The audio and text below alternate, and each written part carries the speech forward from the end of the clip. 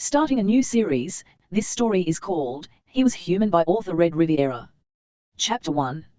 Elzer walked through the ship's corridors as always, inspecting the walkways, keeping order. It wasn't long before she found something out of place.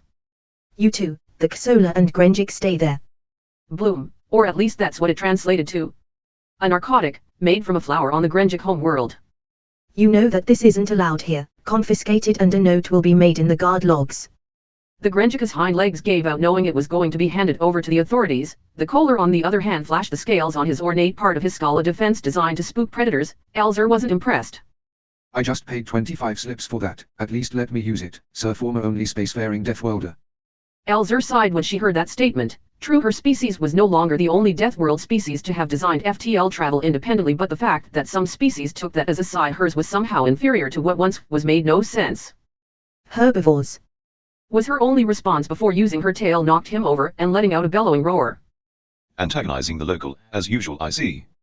A familiar voice resounded after the confrontation, while the words made no to Elzer as she and the other Raxam on board were being paid to keep the order of the ship until it could dock at the nearest inhabited outpost. After all, imprisoning people on a cargo ship, even a Galaxy class, was a waste of space and life support.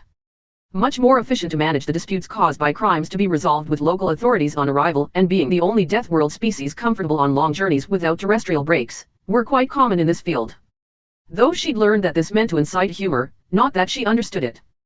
James, no matter how many times you say that, I still don't see the humor, was her response. That's fine, most species don't.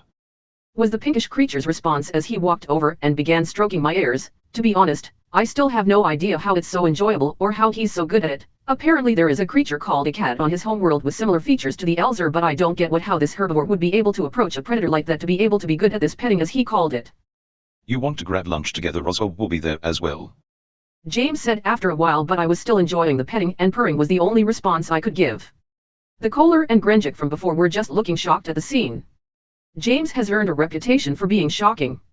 He was an herbivore, eating plants for his meals. To be expected, carnivorous species on board were limited to the Raxam, but he'd approach us without fear or hesitation. The first time we met was when an alarm indicated he had enough of the drug caffeine to turn the whole crew into addicts by the time we landed, well, except herself and the other Raxam, of course. In fact, herbivores was a common expression among her species to describe the incomprehensible things most other sapients did. Drugs were one example. Being carnivorous meant that they'd never thought to cultivate plants. While this did mean they had terrible medicine compared to other spacefaring species, they also didn't understand the concept of drugs. Why would you impair your senses like that?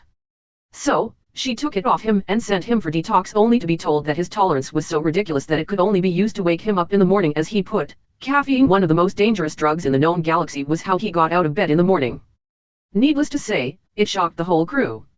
As did his alcohol tolerance. Though everybody figured most native plant life on James' planet was just plain toxic, arboreal species usually evolved to eat less toxic fruit in such cases. That sounds fine, I finally managed to say as he stopped petting me. He had been a good partner this mating cycle and had not taken much convincing. Strange, since most herbivores don't like the idea of carnivorous offspring. Not that he acted like that was a problem, although he acted like they weren't expecting. Maybe his species didn't practice living with mates? A problem for 5 months from now. As the two of us walked in, I noticed the small gray arm of Roswell wave us over. Apparently a member of his species crashed in a place called that on James' home world. Roswell being Silanth, the most curious race in the galaxy, taken as an honor that James' species treated him with such reverence and curiosity shown by the images and questions he asked after meeting him, and happily took the name. Roswell, drowning in work again? I asked, sitting down with my meal. It had made me uncomfortable seeing me eat meat, but he'd gotten used to it due to frequent meetings thanks to James, who was not bothered at all. Strangely, most herbivores cower at the sight of a Raxam's meal, but he didn't at all. Strange as ever, Roswell pestered him about it constantly. Unfortunately, this ship's engine is oversized and understaffed. Really, this is the worth the pay, but I'm too curious to see what James will do next. It really is a problem. He's too exciting. Watch, was Roswell's response. I couldn't help but laugh. He was right, but I was reminded of the Silanth saying, curiosity brings life, curiosity brings death. Roswell did embody that perfectly at the moment. to change the subject, have you heard the rumors about the humans? Was Roswell's next question. End of chapter. If you enjoyed, like, subscribe, and visit the author, and I'll see you next time. If you didn't, comment on what I can do better. And as usual, have a wonderful day.